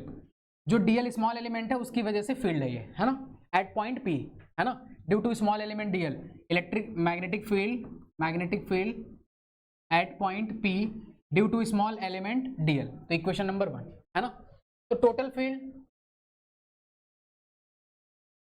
Eight point P, तो जितने भी स्मॉल एलिमेंट है उन सबके कौन से फैक्टर ऐड हो जाएंगे? साइन वाले, है ना। तो सबके साइन वाले ऐड हो जाएंगे, तो नेट फील्ड कितनी हो जाएगी? DB sine phi, dB sine phi. अब वैल्यू पुट करिए डीबी की, तो बी बराबर कितना हो जाएगा? 0 से लेके, अच्छा एक एलिमेंट की पोजीशन मान लिया मैंने 0 मान ली, तो सारे एलिमेंट ऐसे काउंट करेंगे तो पूरे सर्कमफ्रेंस में फैले हुए हैं, तो पूरे सर्कमफ्रेंस की लेंथ कितनी होगी? अगर रेडियस ए है तो 2 पाई ए, है ना। तो कहाँ तक? 2 पाई ए तक। डीबी की वैल्यू पुट करिए, तो म्यू नॉट अपॉन में 4 pi I D L upon में एक्स स्क्वायर साइन फाइव। ध्यान से देखिए, अब पहले जो चीज कांस्टेंट है उसे बाहर ले लीजिए, बी बराबर समझ लीजिए। अब म्यू नॉट अपॉन में 4 पाई कांस्टेंट है, करंट कांस्टेंट है क्योंकि कांस्टेंट करंट फ्लो हो रही है ना। बचेगा क्या क्या अंदर? एक तो बचा आपका डीएल, डीएल का ही करना है क्योंकि ये लिमिट किसकी है? लेंथ की लिमिट है। डेरिवेशन उसी का करते हैं, सॉरी इंटीग्रेशन उसी का करते हैं जिसकी लिमिट होती है। तो लेंथ की लिमिट है तो लेंथ का करेंगे, है ना, यहाँ पे साइन का नहीं करेंगे। तो 0 से लेके कितना? 2 पाई है। अच्छा आई बाहर चला गया, डीएल तो यहाँ हो गया, तो क्या बचा? 1 बाई, और दूसरी चीज क्या बची? साइन। अब पहले साइन फाई को कन्वर्ट करेंगे in terms of R and X, ठीक है। तो बताइए आर और एक्स के टर्म में अगर कन्वर्ट करेंगे तो क्या हो जाएगा, कैसे होगा? कन्वर्ट करिए वहां से, साइन फाई बराबर कितना हो जाएगा? ये कितना लेंगे? अच्छा ये इस लाइन से 90 डिग्री नहीं है, ये इस डीएल एलिमेंट से 90 डिग्री है, इस लाइन से रेडियस से मत मान लीजिएगा, यहाँ पे 90 डिग्री है। 90 डिग्री अगर यहाँ पे है तो ये 90 हो गया, ये एंगल हो गया, तो एंगल के सामने क्या हो गया? एंगल के सामने हो गया परपेंडिकुलर, परपेंडिकुलर अपॉन में हाइपो, तो ए अपॉन में क्या आएगा? ए अपॉन में एक्स, है ना, साइन फाई की जगह हो जाएगा ए अपॉन में एक्स। तो म्यू नॉट अपॉन में 4 पाई आई 0 to 2 पाई ए, और 1 बाई एक्स स्क्वायर ऑलरेडी है, ए बाई ए क्या है? कांस्टेंट, क्योंकि radius of the circular loop, a बाहर ले लेंगे और यहाँ पे क्या हो जाएगा? एक्स क्यूब, ठीक है। एक्स क्यूब का करना है, लेकिन एक सेकेंड, डिस्टेंस का करना है with respect to dl, note करेंगे अभी डीएल। चल इतना नोट करिए, बताता हूँ।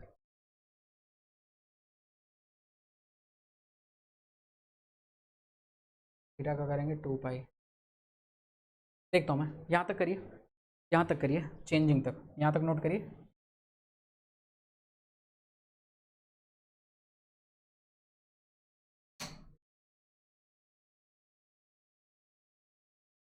डीएल है ना, डीएल के रिस्पेक्ट में लाना पड़ेगा या फिर डी फाई में कन्वर्ट करना पड़ेगा, सब कुछ डी फाई में कन्वर्ट करेंगे।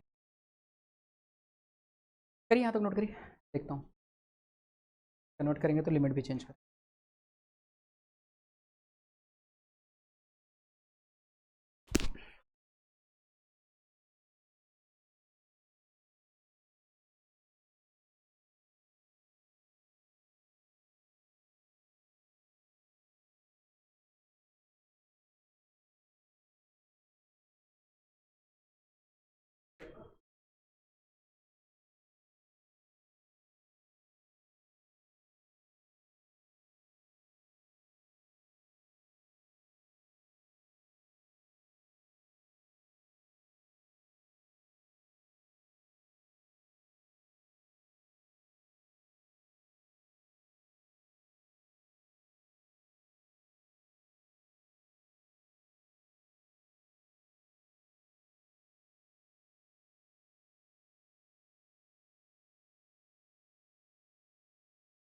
देखिए जरा,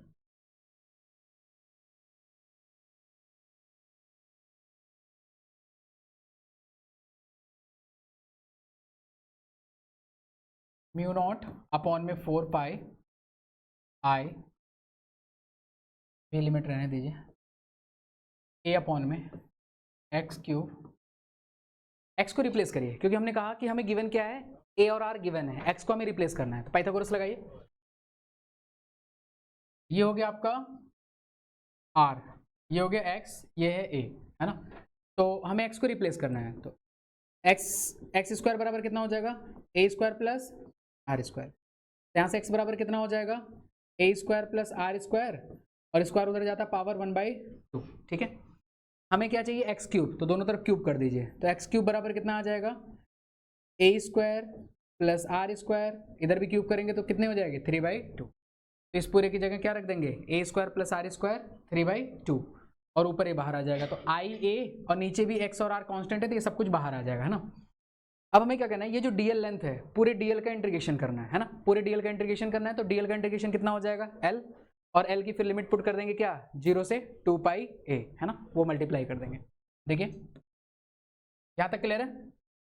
अब देखिए क्या करेंगे, वैल्यू पुट करिए, तो एक्स क्यूब की वैल्यू पुट करिए, तो कितना हो जाएगा, म्यू नॉट अपॉन में 4 पाई आई ए अपॉन में एक्स क्यूब की जगह कितना आ जाएगा, ए स्क्वायर प्लस आर स्क्वायर की पावर 3/2, डीएल 0 से लेके 2 पाई ए, बाहर ले लीजिए, सारे कांस्टेंट हैं, म्यू नॉट अपॉन में 4 पाई, क्योंकि ए भी कांस्टेंट है और आर भी कांस्टेंट है, तो आई ए अपॉन में कितना हो गया, ए स्क्वायर प्लस आर स्क्वायर की power 3/2, integration of DL.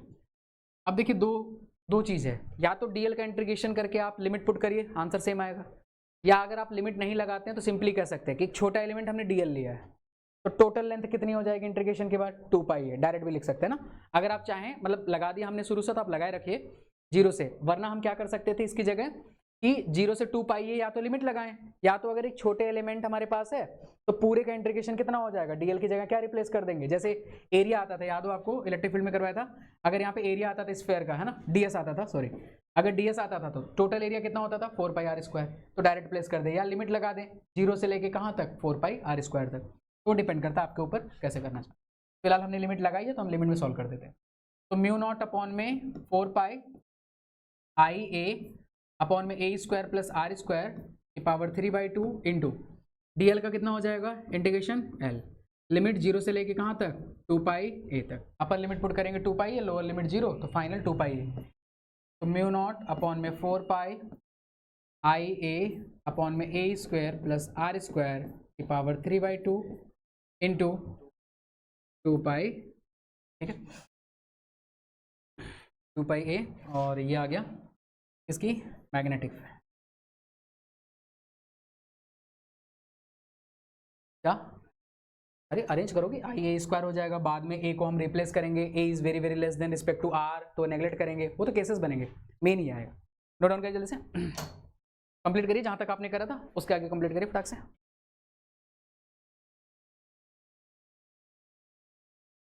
Calculation है बस इसमें, कोई डाउट है तो पूछ लीजिए।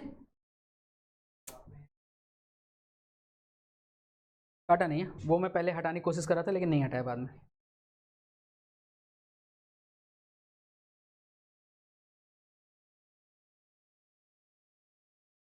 ठीक है, नोट डाउन करिए जल्दी से।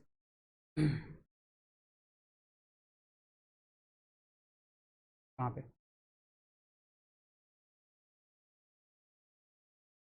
है कोई भाई,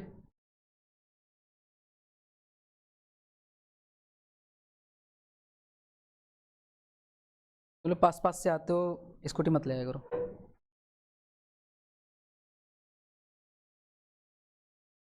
जल्दी करिए, जल्दी जल्दी जल्दी।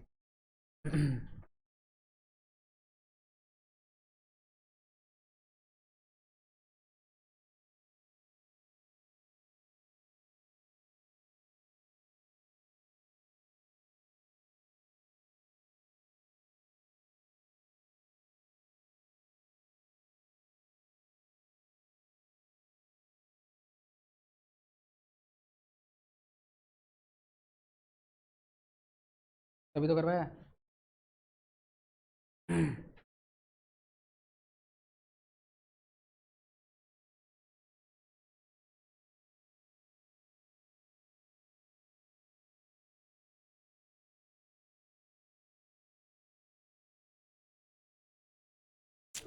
साइन फाई हमने सही पुट करा था, साइन फाई कहाँ सॉल्व किया था हमने, ए अपॉन में एक्स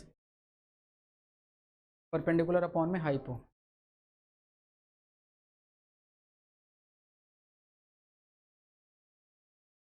पता नहीं मैच करें, चलिए ठीक है, ये हो गया। अब इसके स्पेशल केस और नेक्स्ट क्लास में इससे रिलेटेड सर्कुलर वाले क्वेश्चन डिस्कस करेंगे, है ना। अब हम डिस्कस करेंगे वो असाइनमेंट P4, P5 और P6। हाँ चलो 2-4 मिनट का ब्रेक दे दे रहा हूँ, इसको बंद करके वो निकालिए, फिर कंटिन्यू करते हैं।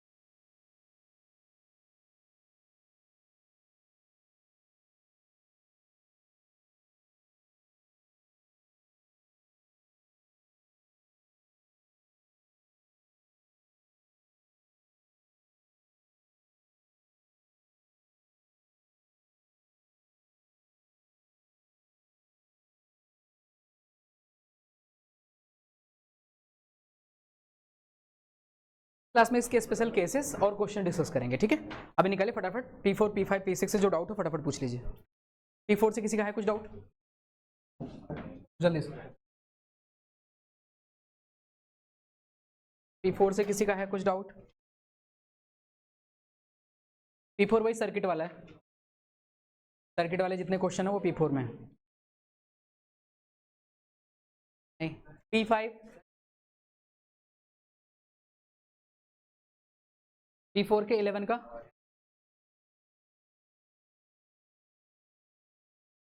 किसके बीच निकालना है? ए बी, हाँ एफ पार्ट ना, ए बी के बीच निकालना है। देखो ए से सी सीरीज, 2 और 4 सीरीज, 2 और 4 वो 6 के साथ हो जाएगा पैरेलल, फिर उनकी जगह जो एक लगेगा वो 7 के साथ हो जाएगा series.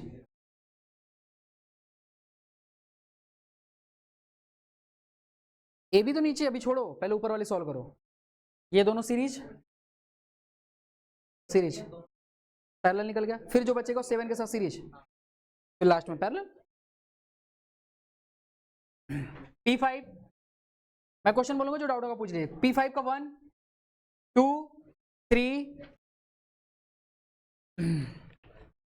a battery of EMF 12 volt and internal resistance 2 ohm is connected to a 4 ohm resistor as shown in figure, so that voltmeter when placed across the cell and across the resistor in turns give the same reading। क्या बोल दिया इसने?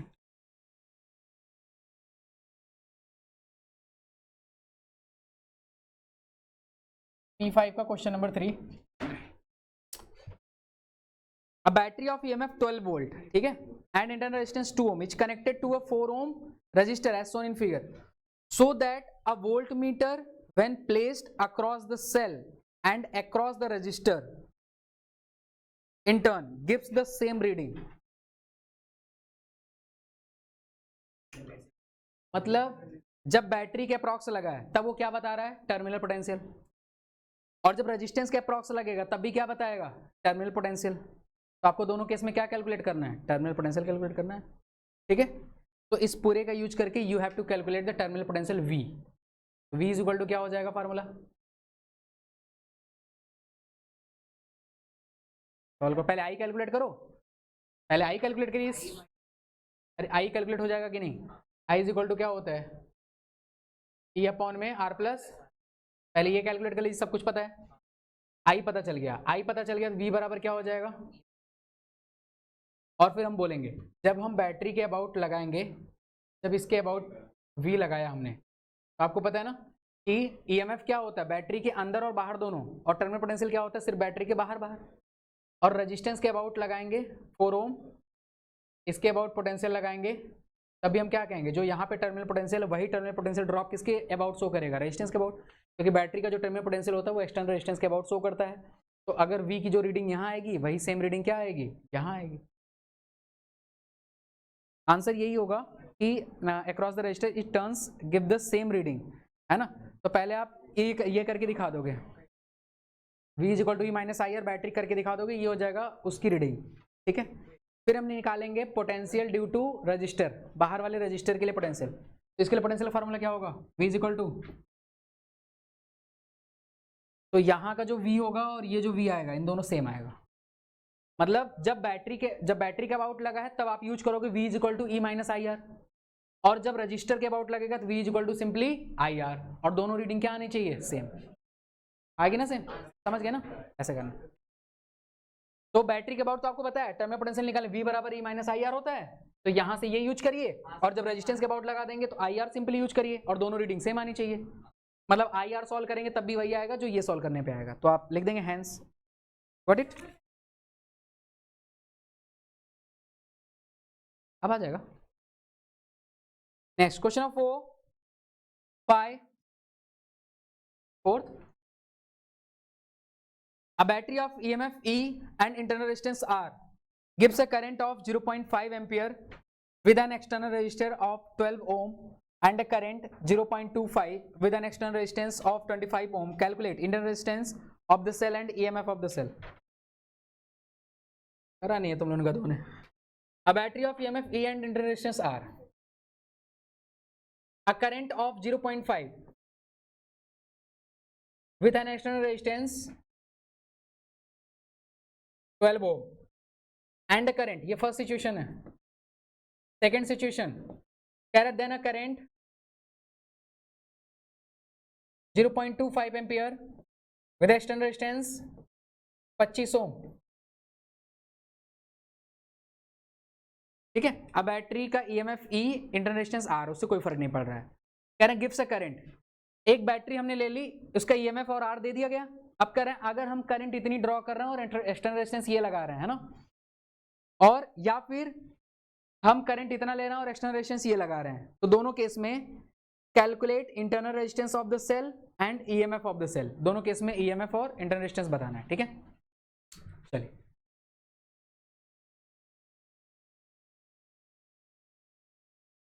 First situation में E R I R में क्या relation होता है? I1 is equal to क्या हो जाएगा, E1 अपॉन में, अच्छा ये तो सेम होगा ना क्योंकि बैटरी सेम है, तो बैटरी सेम है तो उसका EMF और R दोनों क्या होगा, सेम होगा, है ना, EMF और R दोनों क्या होगा, सेम होगा। तो E अपॉन में क्या हो जाएगा, E अपॉन में हो जाएगा R प्लस, मतलब R1 प्लस R। ठीक, ओके। सेकेंड केस में क्या हो जाएगा, I2 बराबर E अपॉन में R2 प्लस R। तो दोनों केस में आप E कैलकुलेट करिए, है ना, R1 I1 दिया है तो स्मॉल r के टर्म में E कैलकुलेट होगा, E इक्वेट कर दीजिएगा, तो दोनों केस में स्मॉल r आएगा, स्मॉल r सॉल्व हो जाएगा, और फिर किसी एक में स्मॉल r, R1 I1 सब रख दीजिएगा तो क्या आ जाएगा, E आ जाएगा। पहले यहाँ से देखिए, यहाँ से क्या बन जाएगा, यहाँ से E बराबर कितना हो जाएगा, I1 times R1 plus R। यहाँ पे क्या हो जाएगा, E बराबर I2 times R2 plus R, क्योंकि दोनों में EMF सेम है तो इसके लिए ये और ये बराबर हो गया। अब I1 R1 पता है, I2 R2 पता है, और दोनों में R सेम है तो R निकल जाएगा, है ना, दोनों इक्वेट कर दोगे R निकल जाएगा, और R निकलने के बाद किसी एक में पुट कर दोगे तो E निकल जाएगा। क्लियर, E और I आ जाएगा। हिंट नोट करते रहिए साथ साथ।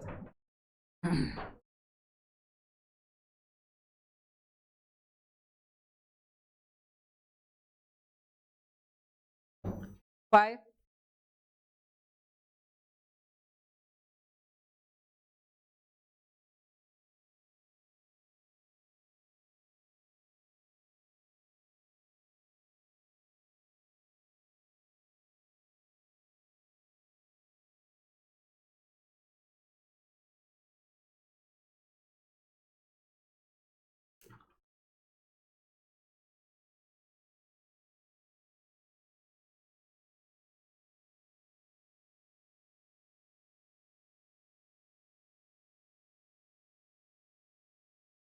कैपिटल R की जगह मीटर और एक्सटर्नल रेजिस्टेंस दोनों ऐड हो जाएगा, 56 हो जाएगा।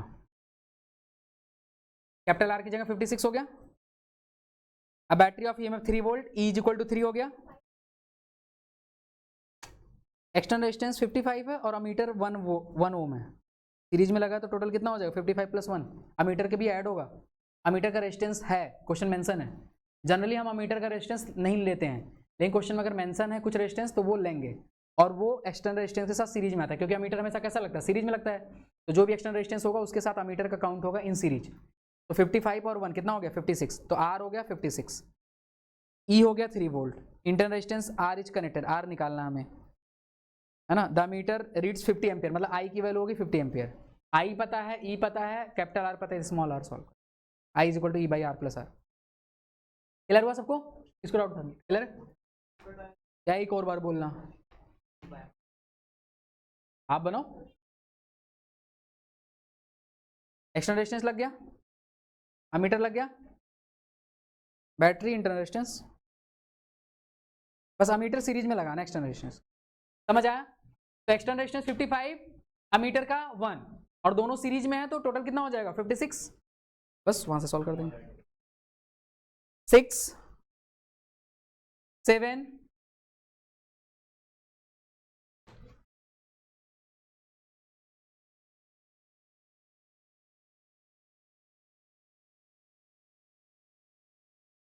12 ओम को 1:3 रेशियो में कट करेंगे तो कितना कितना बनेगा, x 2x 3x, तो 3 2 5 1 6, 6x इज इक्वल टू 12, तो x बराबर 2, हाँ, तो 2 4 और 6, 2 4 6,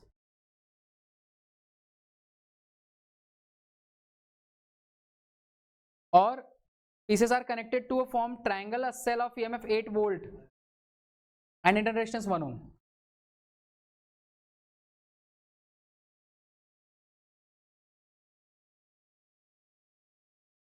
8 वोल्ट हो गया ये, और इंटरनल रेजिस्टेंस इसका कितना है 1 ohm. Each connected across the highest of 3 resistors, जो 6 ओम था। Calculate the current through each point part of the circuit, हर एक ईच में करंट निकालना है। तो कुछ नहीं, सबसे पहले इक्विवेलेंट निकालिए,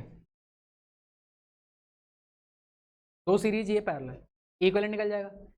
इक्विवेलेंट आ गया है ना, मतलब यहाँ पे आर आ गया, बेसिकली आपका आर आ गया, ई है, तो क्या निकल जाएगा वहां से आई। ध्यान समझिएगा, आई निकल गया।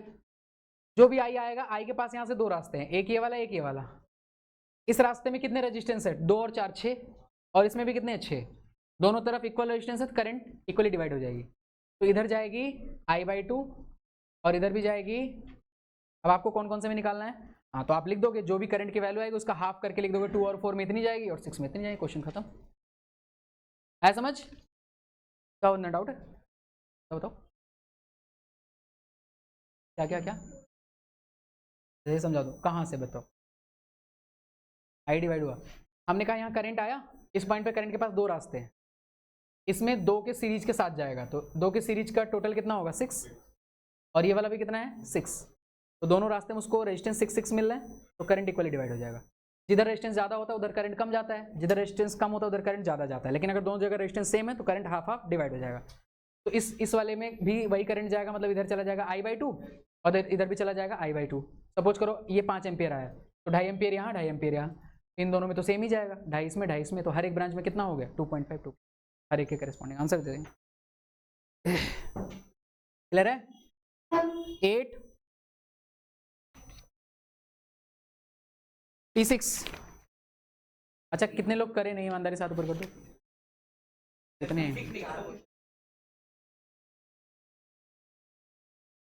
क्या एग्जाम खत्म नहीं हुआ अभी, कितने दिन पहले सीट दी है, जब सीट में दे रहा था ऐसे ऐसे सीट दे रहा था डेली, तब क्या बोल रहा था, जो टॉपिक खत्म होता जा साथ साथ करते चलो। किस बात का इंतजार कर रहे थे आप लोग, कौन कौन हाथ ऊपर करेंगे फिर से, हरमन जी क्या हो गया, सीट करिए सर, दिक्कत हो जाएगा आपके लिए, नुकसान हो जाएगा, थोड़ा करिए। अब देखिए आपने संडे बोला, संडे मैंने क्लास नहीं लिया, लेकिन थोड़ा आपको करना पड़ेगा वरना आपका नुकसान है, फिर बिल्कुल स्लो हो जाएगा प्रोसेस। हाँ जी सर, इधर किसके नहीं हुए, आप दोनों, आप तूने क्यों नहीं किया गधे, बस 3 रहते हैं, अच्छा और किसके नहीं हुए इधर हैं,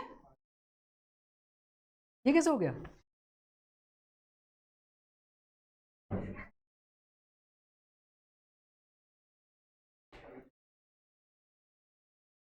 P6 में 87 D part. If the 3 cells above were joined in parallel, would they be characterized by a definite EMF and internal resistance? This definite EMF नहीं, definite EMF नहीं, बता रहा हूँ। If not, how will you obtain currents in different branches? नहीं कर सकते। Parallel combination में अगर डिफरेंट EMF है तो उनमें E और R में कोई रिलेशन हम नहीं कर सकते। पैरेलल की बात कर रहा हूँ, पैरेलल में अगर डिफरेंट EMF है तो उसके साथ R का कोई डेफिनेट रिलेशन नहीं होता है। ऐसे में हम ईच ब्रांचेज में करंट सॉल्व करेंगे बाय यूजिंग किरचॉफ्स लॉ। ठीक है, तो इसका आंसर लिखना है पैरेलल कॉम्बिनेशन में डिफरेंट EMF के साथ इंटरनल रेजिस्टेंस का कोई रिलेशन नहीं होता है। That's why we will use Kirchhoff's law to determine current in each branches. ये B पार्ट का आंसर। क्लियर है, क्लियर है। अब एक चीज आप लोग को मैं बता देता हूं जरा सा, ये हो गया हो तो जरा एक देखिए, ये शायद हमने नोट करके नहीं लिखा था, तो जहां पे आज आपने स्पेस छोड़ा चैप्टर 3 का, वहां पे लिख सकते हैं या असाइनमेंट में लिख सकते हैं, मर्जी आपकी। पहले समझ लीजिए क्या लिखना है। सीरीज में देखिए, सीरीज में आपने क्या करा था, इक्विवेलेंट बराबर, समझिए पहले लिखेंगे नहीं साथ साथ, आर इक्विवेलेंट बराबर इफ E1 बराबर E2 बराबर डॉट डॉट डॉट EN बराबर E लेट कर लिया, R1 बराबर R2 बराबर डॉट डॉट डॉट RN बराबर हमने R लेट कर लिया, तो क्या हो जाएगा, E इक्विवेलेंट कितने हो जाएंगे, अगर सेम EMF के N हैं तो E N टाइम्स, तो N इंटू और आर इक्वलेंट कितना हो जाएगा n इंटू, ठीक है, पैरेलल में ये राइट।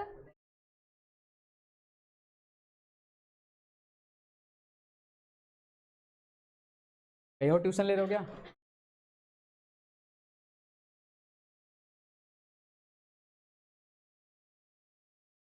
असल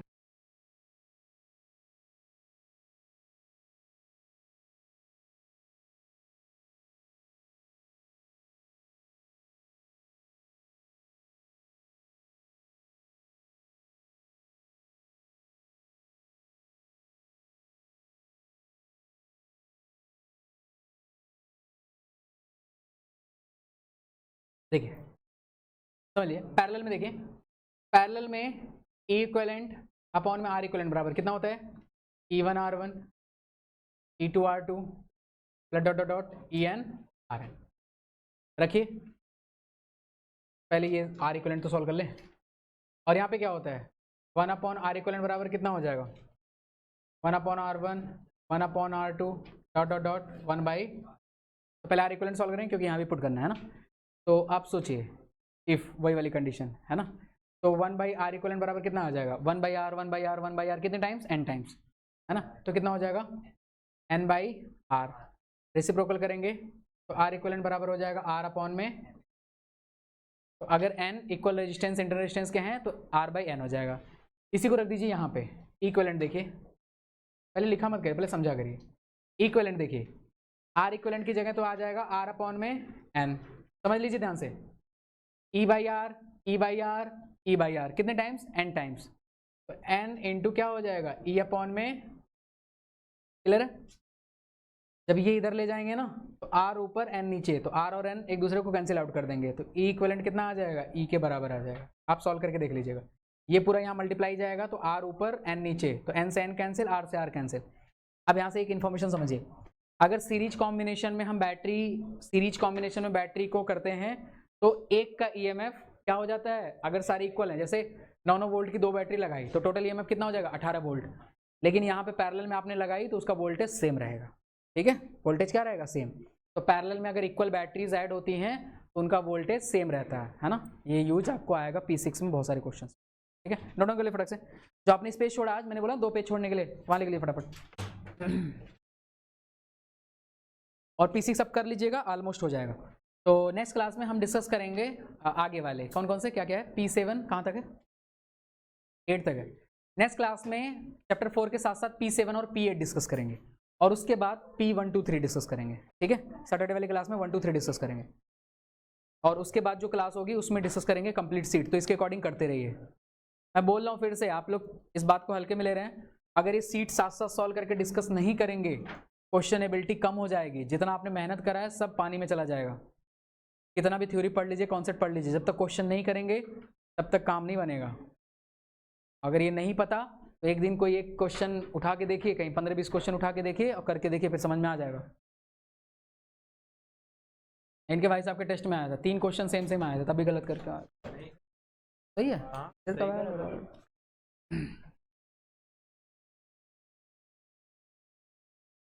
नोट कर लीजिए। हाँ जी, कौन सा असाइनमेंट अभी ले लीजिए क्लास। यहाँ तक समझ आया? मैंने ये कहा ये पूरा उठा के यहाँ जब लेके जाएंगे तो आर ऊपर एन नीचे, तो आर से आर कटेगा, एन से एन कटेगा, ई बच जाएगा। वो कर लीजिएगा आप एक स्टेप। क्लियर है सबको? तो नेक्स्ट क्लास में ये रिवाइज करके P6 कंप्लीट करके P7 और P8 करके आना है। तो नेक्स्ट क्लास में मैं चैप्टर 4 के साथ P7 P8 डिस्कस करूंगा, प्लस P6 का अगर कुछ डाउट रह गया तो ओके, और करके लाएगा। नेक्स्ट क्लास में कॉपी भी चेक करूंगा। अब छोटे बच्चों की तरह तुम लोग कॉपी चेक करनी पड़ेगी। जा सकते हैं।